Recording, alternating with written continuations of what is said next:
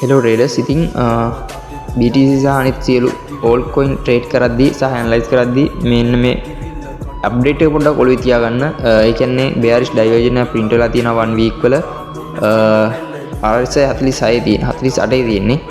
ඉතින් ඒ 1 week එකේ bearish divergence එකකින්ද market එක 100 ඒ කියන්නේ 97 80000 අතර price range එකකට drop වෙන්න පුළුවන්. ඒත් ප්‍රශ්නයකට තියෙන්නේ one day එකේ RSI 35 තියෙන්නේ.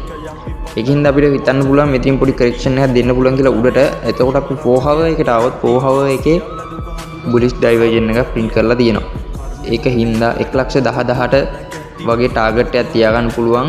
මේ divergence එකේ power එක හින්දා 1,10,000ට market එක අපේ කියලා.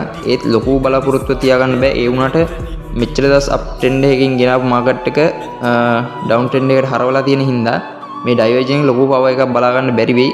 ඒ හින්දා පරිස්සමෙන් trade කරගෙන යන්න.